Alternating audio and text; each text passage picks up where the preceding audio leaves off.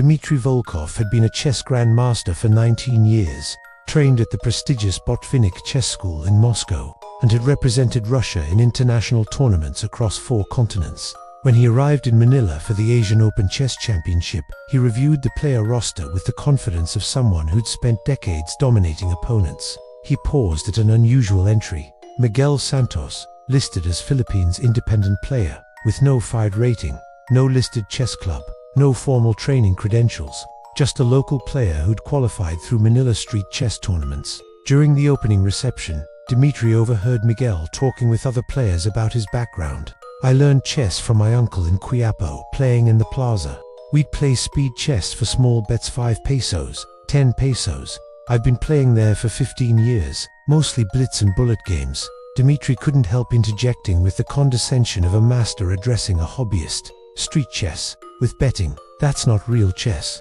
Real chess requires studying openings, understanding positional theory, learning endgame technique from grandmaster games. Street chess is just fast moves and tricks. You'll be completely outmatched here against players with proper training." Miguel smiled politely, accustomed to this dismissal. "Sir, street chess taught me to think fast, to see patterns quickly, to adapt when my opponent does something unexpected." Dmitri interrupted. "That's improvisation, not chess mastery. Chess at this level requires years of systematic study. Opening preparation, middle game planning, endgame precision. I've studied thousands of grandmaster games. I have a team analyzing my opponent's playing styles. You're playing against international masters and grandmasters with decades of training. Street chess experience is utterly inadequate. I appreciate your enthusiasm, but you're an amateur in a professional competition." What Dmitri didn't understand was that Miguel's street chess represented a different kind of mastery. In Quiapo Plaza, Miguel had played thousands of games against hustlers, students, workers, taxi drivers, people from all walks of life, who brought unpredictable, creative, sometimes completely unconventional playing styles. While Dmitri had studied classical games and memorized opening theory, Miguel had learned to handle chaos, to think when there was no textbook answer, to find winning moves in positions no grandmaster would deliberately create. Speed, chess for money had taught him something formal training didn't: how to stay calm under pressure and find practical winning chances in messy positions. The tournament began with Swiss system pairings. Miguel's first opponent was a Philippine national master who played solid, classical chess. Miguel won in 32 moves, using an unorthodox opening that forced his opponent out of preparation into unfamiliar territory. His second opponent, an Indonesian international master, lost to Miguel's aggressive tactical style in a wild middle game that resembled street chess chaos more than classical positional play. By round 3, Miguel had defeated 2 titled players using a style that confused them, not because it was sophisticated, but because it was unpredictable and practically effective. Dmitri watched Miguel's games with growing irritation. He's just playing hope chess, making aggressive moves and hoping his opponents make mistakes. Against real opposition, that won't work. But Miguel kept winning. Round 4, round 5, round 6. He wasn't just lucky, he was converting unclear positions into wins by finding tactical shots that his classically trained opponents didn't see because they weren't looking for street chess ideas in serious games. By round 7, Miguel was in the tournament lead, and the organizers had to make an unlikely pairing. Miguel Santos versus Grandmaster Dmitri Volkov. The game attracted a crowd. A Russian grandmaster against a Filipino street chess player. It seemed like a mismatch that would finally expose Miguel's limitations. Dmitri sat down with absolute confidence. He'd prepared nothing specific. This opponent wasn't worth preparation. He'd simply outplay him positionally, demonstrate the difference between systematic grandmaster technique and amateur improvisation. The game began. Dmitri played his favorite opening, Three Lopez, a classical choice where he had decades of experience. Miguel responded with a variation Dmitri had seen before, but considered slightly inferior, playable, but not optimal according to opening theory. The early middle game developed normally, with Dmitri establishing a slight positional advantage. This was proceeding exactly as expected, the Grandmaster's superior understanding of chess principles, creating a winning position. But then Miguel did something unusual. Instead of following standard defensive plans, he sacrificed a pawn to create active piece play and attacking chances. Dmitri paused. The sacrifice wasn't sound. According to computer analysis, black was objectively worse. but it created complications, unclear positions, exactly the kind of chaos where street chess experience mattered more than theoretical knowledge. Dmitri calculated carefully and accepted the pawn, confident he could convert his material advantage. But Miguel's pieces suddenly became very active as rooks invaded Dmitri's position. His knight found an aggressive outpost. His bishop aimed at Dmitri's king. The position wasn't objectively winning for Miguel, but it was messy, complicated, requiring precise defensive moves that didn't come from opening preparation, but from calculating concrete variations under time pressure. This was exactly the kind of position Miguel had played thousands of times in Quiapo, tactical, requiring practical decision-making, rather than theoretical knowledge. Dmitri's clock was ticking.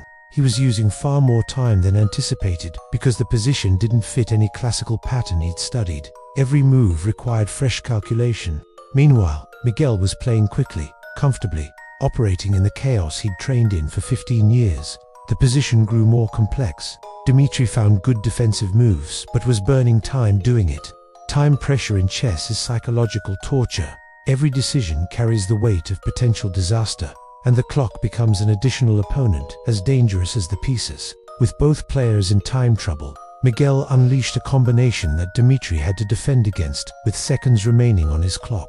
It wasn't objectively winning. A computer would defend it, but under time pressure, with no time to calculate deeply, Dmitri had to make practical decisions. He defended, but not perfectly. Miguel's attack continued, wave after wave of tactical threats, and then Dmitri made the crucial error, natural defensive move that looked safe but allowed a tactical sequence he hadn't seen. Miguel's hand moved instantly. Bishop takes, knight forks, rook invades. In 3 moves, Dmitri's position collapsed. Checkmate in 7 moves was unavoidable. Dmitri stared at the board in disbelief, then offered his resignation. The crowd erupted. The Russian Grandmaster had been defeated by the Filipino street chess player in a attacking masterpiece that looked like it came from a plaza in Quiapo, not an international tournament hall. Dmitri sat motionless as Miguel extended his hand. "Good game, sir. You played very well. I was just comfortable in that chaos." Dmitri shook his hand mechanically, his mind still trying to process what had happened. He'd been outplayed not through superior theoretical knowledge or better positional understanding, but through superior practical skills in complicated positions. After the game, Dmitri reviewed the position with his computer. The analysis confirmed what he'd feared. Objectively, his position had been defendable. He'd lost because under time pressure, in a messy tactical position, he'd made mistakes while Miguel had played with street-smart precision. The amateur had defeated the Grandmaster, not by playing better chess in the abstract, but by creating the kind of positions where his unconventional training was an advantage. Miguel went on to win the tournament, defeating 2 more Grandmasters and 3 international masters along the way. His style was criticized by classical players as unsound and hope chess, but he kept winning because his opponents couldn't handle the practical complications he created. At the closing ceremony, as Miguel was awarded the championship trophy, Dmitri approached him. "Mr. Santos, I owe you an apology and an explanation. I called you an amateur, dismissed your street chess background as inadequate. I believed systematic classical training was superior to your improvised learning. You just defeated me and won this tournament by using skills I don't have. Comfort in chaos, practical tactical vision, psychological pressure through complications.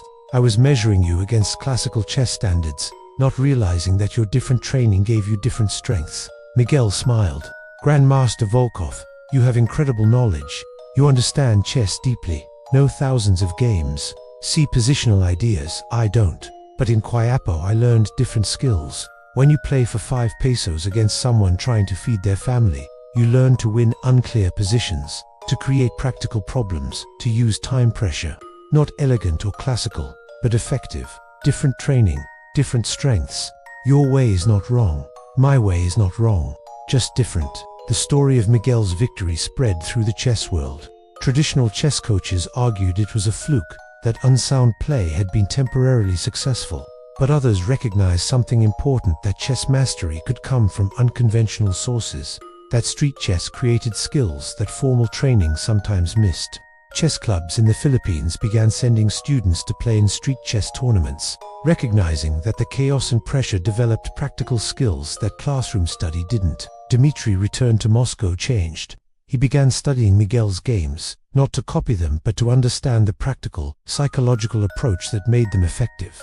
He started incorporating chaos training into his preparation, practicing positions where theoretical knowledge was less valuable than tactical alertness and time management. He even visited Manila a year later, specifically to play street chess in Quiapo, wanting to understand the environment that had produced a player who defeated him. Sitting in the plaza, playing speed chess for 10 pesos against taxi drivers and students, Dmitri experienced something he hadn't felt in years: the pure practical challenge of chess, without the safety net of preparation and theory. After losing 3 games in a row to players with no formal training, he found Miguel watching and laughing. "Grandmaster Volkov, welcome to street chess. Here, your opening preparation doesn't help. Your endgame technique doesn't save you. You just have to see faster, think clearer, and fight harder than the opponent." Different world from tournament halls. Yes, Dmitri nodded, humbled.